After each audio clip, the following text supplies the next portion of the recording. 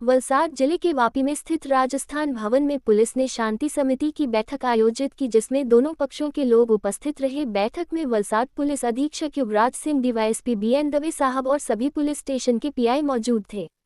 बैठक में ईद और रामनवमी के त्योहार को देखते हुए शांति और सद्भाव बनाए रखने पर चर्चा की गई। पुलिस अधीक्षक युवराज सिंह ने निर्देश दिए कि शांति से त्योहार मनाया जाए और शरारती तत्वों पर नजर रखी जाए। उन्होंने कहा कि जहां लाइट की समस्या है वहां सोसाइटी से लाइट लगाने की अपील की है और सभी से सहयोग की अपील की है। पुलिस अधीक्षक युवराज सिंह ने कहा, हमारी पुलिस इसमें खास तौर पर ध्यान देगी और आप लोग भी इसमें सहयोग रखें। ईद और रामनवमी के त्योहार को अच्छे ढंग से मनाएं और दोनों पक्षों का सद्भाव और प्रेम बना रहे। बैठक में दोनों पक्षों ने अपनी अपनी बात पुलिस के सामने रखी और रोड स्ट्रीट लाइट के ऊपर भी चर्चा की गई। एसपी युवराज सिंह ने शांति से त्योहार मनाने के लिए सही निर्देश दिए और शरारती तत्वों पर नजर रखने की बात कही।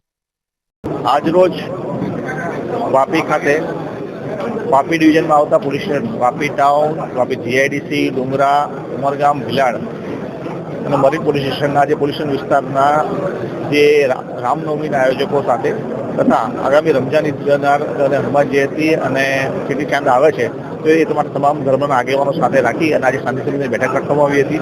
તમામ જે ધર્મના આગેવાનોને એમના મંતવ્યો લેવામાં આવ્યા, જેથી કરીને કેવી રીતે આ તહેવાર છે વધુ સુખરૂપ શાંતિરૂપ ઉજવી શકાય અને માટે કાયદો વ્યવસ્થા જળવાઈ રહે તે માટે એમના પણ સજેશન લેવામાં આવ્યા હતા તથા પોલીસ ડિપાર્ટમેન્ટ તરફથી આ બાબતે જે બંદોબસ્ત રાખવામાં આવે તેની પણ ચર્ચા કરવામાં આવી હતી અને આ તમામ તહેવારો છે સુખરૂપ શાંતિરૂપ અને કોઈ અનિચ્છનીય બનાવ પૂર્ણ થશે એવી મને આશા છે અને એના માટે વલસાડ જિલ્લા પોલીસ સજ્જ છે।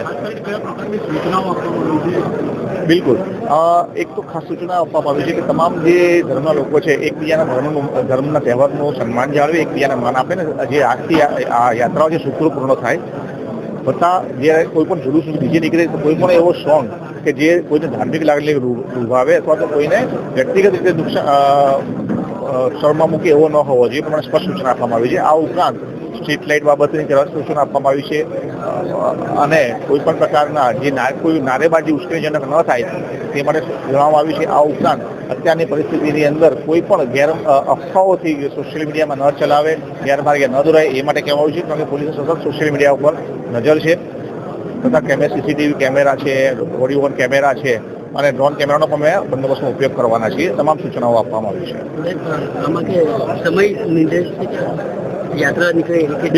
બિલકુલ, કોઈ પણ યાત્રા જે છે એનો શરૂઆત કેટલા વાગે નીકળશે, કેટલા વાગે પૂર્ણ થશે અને એનો રૂટ કયો હશે અને કયા રૂટ પર કેટલા વાગે ક્રોસ કરશે એ તમામ વ્યવસ્થા છે એ ઓન રેકોર્ડ છે।